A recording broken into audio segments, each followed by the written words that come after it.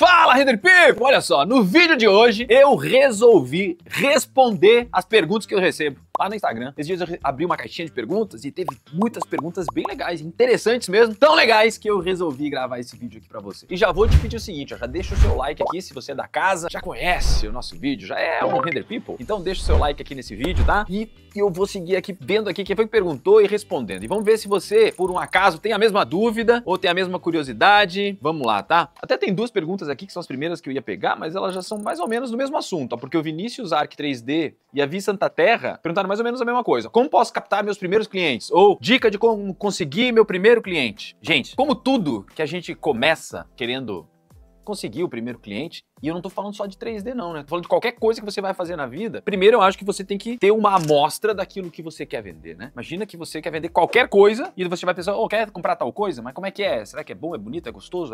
Como é que é isso aí? E com o 3D não é diferente. Então, definitivamente, para você conseguir qualquer cliente, os primeiros, os segundos, os terceiros e assim por diante, você precisa ter uma amostra incrível do seu produto. É dessa maneira que você vai conseguir mais efetivamente fazer qualquer venda, né? Então, é o que eu sempre falo, você precisa atingir um nível de qualidade do render, que é o que eu chamo de render brabo, que é o que vai mostrar o quanto que você domina, né, a arte de ilustrar a arquitetura, a arte de representar um projeto com fidelidade e que aquilo crie desejo, tanto para vender um projeto para uma família que está sendo apresentado, para o seu próprio projeto, se você é arquiteto, design de interiores, ou se você vai querer trabalhar, de repente, atendendo construtoras, né, que na minha opinião é o nicho mais lucrativo que tem da parte de arquivista, é que as pessoas vão se encantar por aquele imóvel para querer morar lá, não é verdade?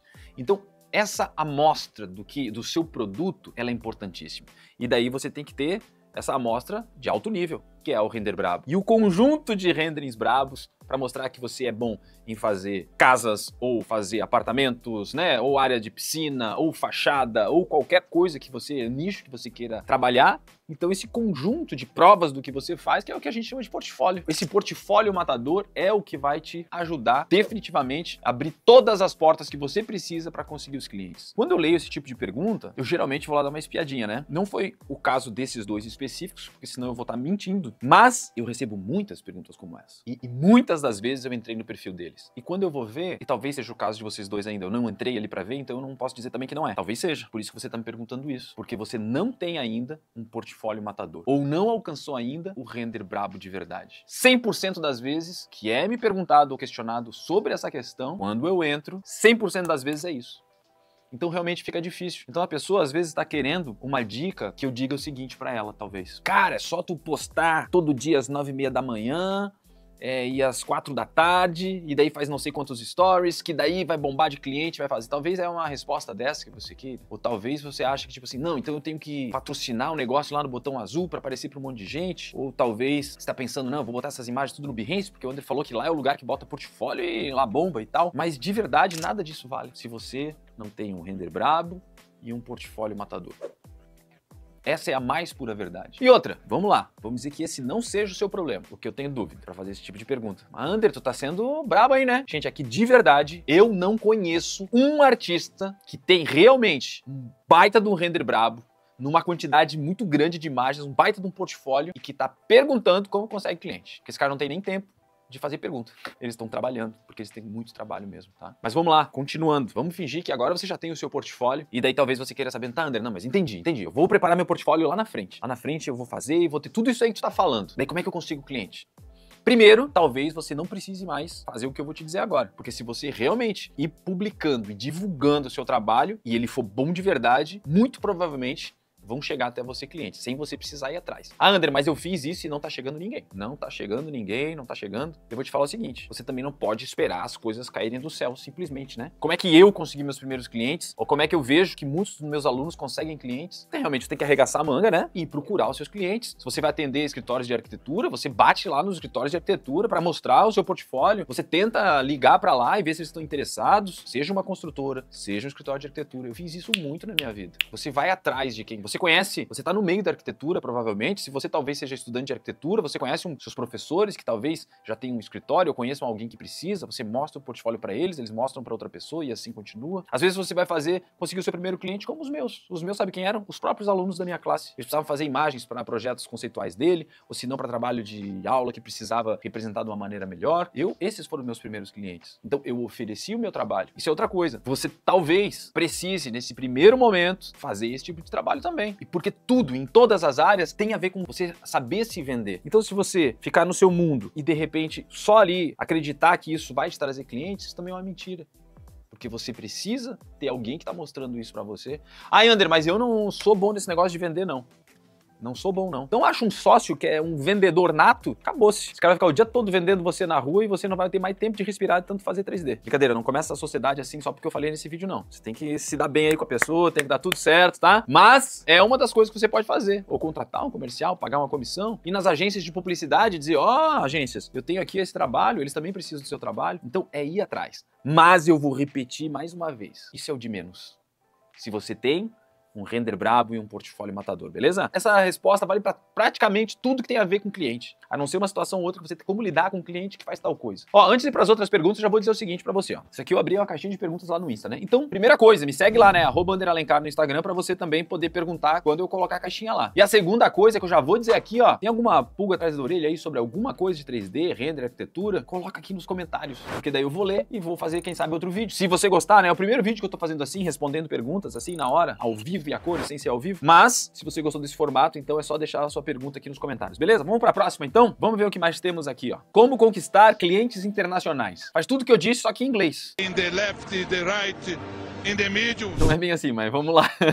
Podia ser. Mas de verdade é uma realidade. Às vezes, se você se comunica só falando em português, vai ser bem difícil alguém te achar, né? Mas, na minha opinião, muitos clientes internacionais chegam através do Behance. E o Behance é essa plataforma para você construir o seu portfólio. É uma boa maneira de postar constantemente lá. E geralmente quem vai te procurar lá vão ser outros estúdios, inclusive. Geralmente é isso que acontece. Um outro estúdio, um outro escritório de arquitetura, né? É difícil assim, uma construtora não tá lá no Behance olhando isso, tá? Mas grandes estúdios que não são grandes, são pequenos, mas são muito legais, que têm projetos interessantes, estão precisando de ajuda. Geralmente esses acabam encontrando no Behance o seu material, o seu trabalho. E daí, obviamente, você tem que estar com tudo escrito lá em inglês também, né? Pode escrever assim, em português a descrição, em inglês, ou em inglês e em português, de repente, para você ter as duas coisas, é o que eu faço. E é importante você divulgar esse trabalho em inglês, é a primeira coisa. Outra coisa, André, que eu quero, porque talvez, assim, conquistar clientes internacionais, talvez, na verdade, o que você quer é ganhar em euro, né? Ou ganhar em dólar. Faz sentido para você trabalhar aqui do Brasil e atender clientes que possam te pagar em euro ou em dólar? Se isso faz sentido para você, comenta aqui. Quero saber se você quer ganhar em dólar ou em euro, ainda mais com a moeda do jeito que tá. Porque daí eu vou te falar uma parada, que é o seguinte, Se você for acompanhar no Instagram os estúdios que temos pelo mundo de arquivis, olha, semana sim, semana não, todos eles estão postando sobre vagas abertas procurando artista 3D júnior, sênior, generalista, modelador, gerente de projeto. Tem muita vaga na nossa área para trabalhar em estúdio gringo. E a maioria deles não precisa ser nem trabalhar lá. A maioria deles aceita esse trabalho remoto, que daí fica bom para os dois. Então faz isso. Como é que eu consigo? Eu vou perguntar aqui agora para você. Você já sempre quis trabalhar em algum estúdio gringo? Ou trabalhar aqui do Brasil para algum estúdio gringo e ganhar em euro e dólar? Eu sempre quis. Legal. E você alguma vez entrou no site deles e foi lá em Trabalhe Conosco e viu as vagas que tinha e se candidatou? Mandou o seu currículo, mandou o seu portfólio, escreveu por que você quer trabalhar lá. Alguma vez você fez isso? Olha, eu posso apostar que de 100 pessoas que falaram que adorariam trabalhar num estúdio gringo, uma fez isso. E deve estar trabalhando lá. Então, você também precisa ir atrás disso, né? Não adianta ter só o desejo, né, de ter isso. Você tem que fazer isso. Então, sim, existem muitos estúdios que estão contratando. Eu vejo o tempo inteiro em Barcelona, na Austrália, em Londres, né, na Inglaterra, nos Estados Unidos. Eu vejo no Canadá muito estúdio contratando, beleza? Então, seria uma boa maneira aí de ganhar em dólar ou em euro, tá? Vamos lá. Logo faço 40, Paula disse. Como não perder espaço pra gurizada de 20 cheia de pique? Como faz com 40? Pra não perder espaço pra gurizada de 20? Na minha opinião, eu vou fazer 44 daqui a pouco, tá? É só tu ter o mesmo pique. Não desanima não, mano. Tu tem que ter sangue no olho. Se é uma coisa que tu quer... Olha, tanta gente nesse planeta começou aos 50, começou aos 60, começou aos 70 e hoje são negócios internacionais e, tipo, incríveis. Então, assim, ó, 40 é novo. 40 é os novos 20. Na verdade, tu tens uma grande vantagem em cima dos 20. E eu não tô desmerecendo a galera de 20. Ô, galera de 20, fica com nós aí, ó. Eu não tô falando de você que tá me assistindo, tá? De 20. Mas aqueles que não estão assistindo de 20, muitos têm nada na cabeça, não. Muitos estão encostados, muitos estão com preguiça. Então, na verdade, os de 40 que estão com a chance. Os de 30, os de 40 e os de 20 que estão aqui assistindo isso aqui, ó. Que estão querendo aprender, que estão querendo colocar em prática. Então, olha, 40, comecinho da vida. Eu tô novinho. Eu tô aprendendo agora. Tô entrando todo dia pra aprender o nova IA, o software novo. Meu Deus do céu, quanta coisa massa. É só isso, tu tem que ter foco no que tu quer fazer. E dá-lhe pau, não tem erro. Eu acho de boa. 40 tá com tudo. Quando tu começou, tu levou quanto tempo pra chegar no Render Bravo?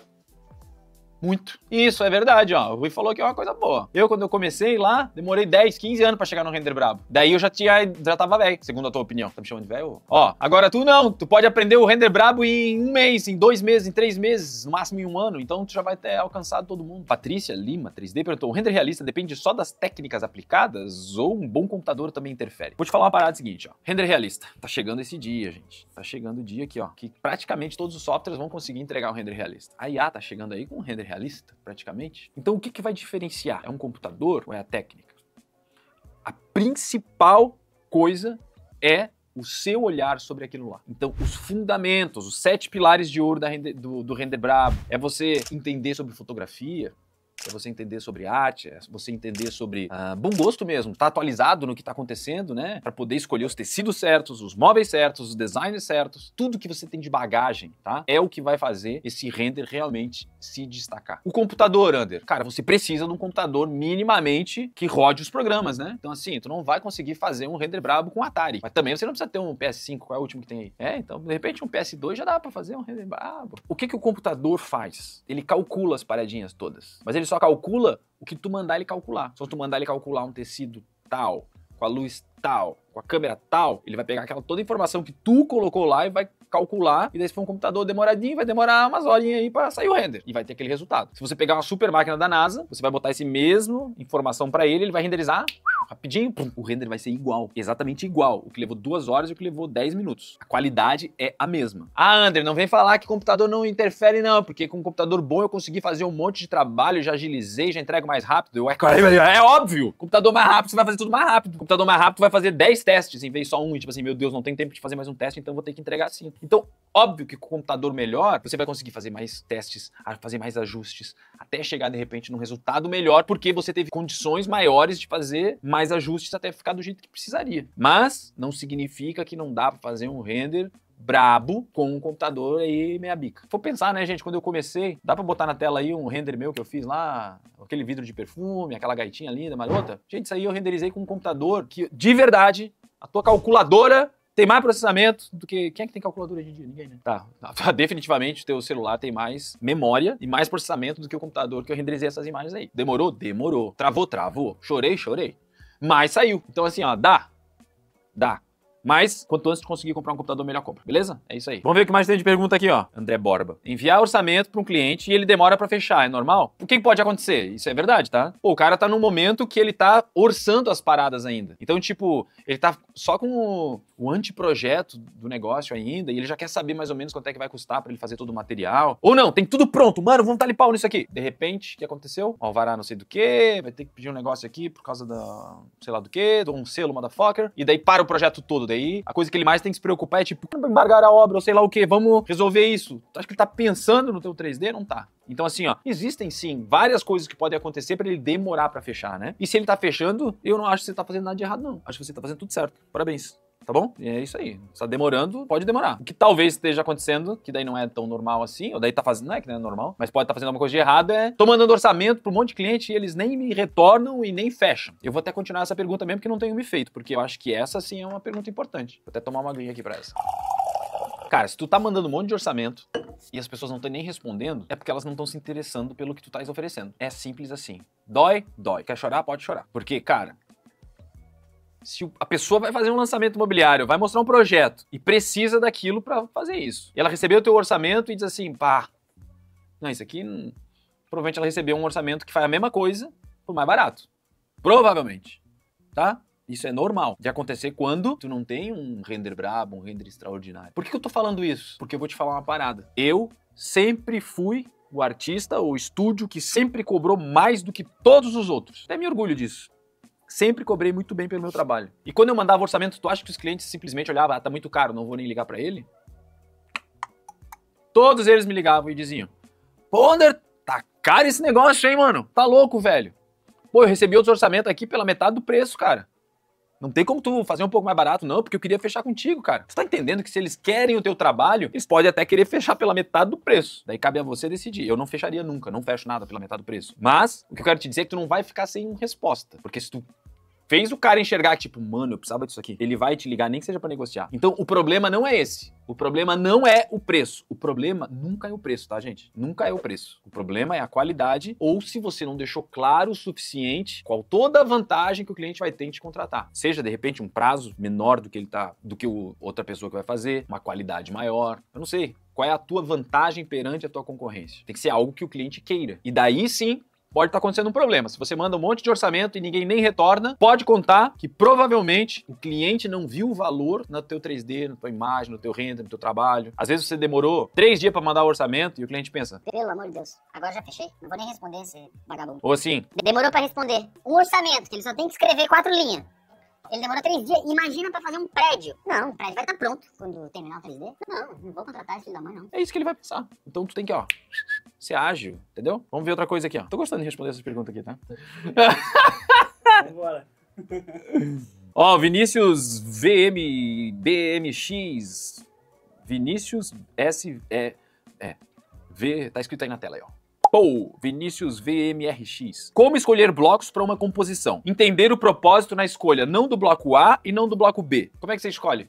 O sofá A e não o sofá B. Primeira coisa que você tem que ter é, tipo, não é muito o que tu quer, né? É mais o que o teu cliente vai gostar. Tu tem que entender o gosto do teu cliente. Vou dar uma dica. Tu tem um cliente. Primeiro trabalho que tá fazendo pra ele na vida. Uma construtora. Ou um escritório de arquitetura, tanto faz. E ele te deu um ambiente pra fazer. E agora você vai ter que escolher o sofá A ou o B ou o C ou Z adentro. O que você faz? A primeira coisa, olha os últimos lançamentos que essa construtora fez. Dá uma passada geral por todos os tipos de móveis que foram utilizados. Será que ele gosta de tudo mais retinho? Será que ele gosta de tudo mais fofinho? Será que ele gosta de tudo mais clarinho? Tudo mais escurinho? Tudo mais colorido? Quando você for passear pelo portfólio do que o cliente já aprovou com alguma outra pessoa, você vai entender o gosto dele. E na hora de tu olhar A e B, tu vai dizer, pô, esse aqui tem bem mais a cara do que o cliente já usou todas as outras vezes. Vou botar esse cara aqui, ó. A chance de tu acertar é muito melhor. Então é isso, tu tem que estudar, meu filho. Estuda! Tua mãe já não falou isso pra ti? Estuda, meu filho! Eu vou falar a mesma coisa. Então tu tem que estudar o teu cliente antes de começar a fazer o trabalho pra ele. Porque não é só o que tu pergunta pro teu cliente. Porque às vezes tu pergunta, ah, como é que tu gosta? Eu gosto assim, sabe aquele negócio bonitão, assim, ó, lindo, assim, ó? Aquele negócio clean, bonito, assim, ó?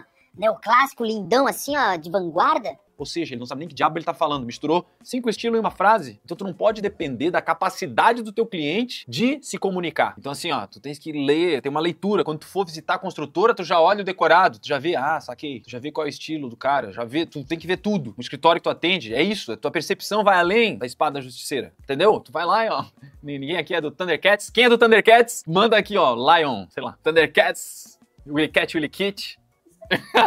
Pantro, sabe? Só os millennials. Meu, só os... Nada? Cara, eu nem sei. Ô, velho, Munha. Quem aqui tinha medo do Munha, escreve aqui. Quem não sabe o que eu tô falando, não é tão feliz. Então é isso, estuda. Ah, André, mas não tô falando do cliente, cara, eu tô falando pra mim, eu quero fazer um portfólio bonitão. Então, é contigo, o que tu gostar mais é o que tá valendo, né? Agora, se as pessoas vão gostar do teu gosto podre ou do teu gosto bonito, depende de quanto tu tem um bom gosto. Então, o que eu faria seria, ó, vai na Casa Cor da Vida, ver todos os projetos, ArchiDaily todo dia, ver quais são os projetos que estão mais bombando, Architecture Hunter, pelo amor de Deus, né? O melhor curadoria que existe no planeta pra tu ver projeto bonito. Coloca um sofá igual foi usado lá em qualquer post do Architecture Hunter. E não aquele que tu achou que fica legal. A chance vai ser de que fica bom. Então é isso, bom gosto, tá? Aí como é que eu consigo bom gosto? Copia! Copia quem tem já, vai dar certinho, tá? Verdade? Verdade. Pode copiar quem tá fazendo certo. Ah, eu quero fazer diferente. Ninguém quer diferente. Ninguém vai comprar esse negócio diferente. Só um diferentão. Mas tu quer ter muito cliente ou 2 clientes diferentão? Pô, entendeu? Por hoje é só, gente. Perguntas aqui no comentário. Quero saber se você gostou desse vídeo. Se você gostou, eu faço mais. Se você não gostou, eu cala a boca e não falo mais nada. Pergunta aqui, tamo nós junto, dá-lhe render.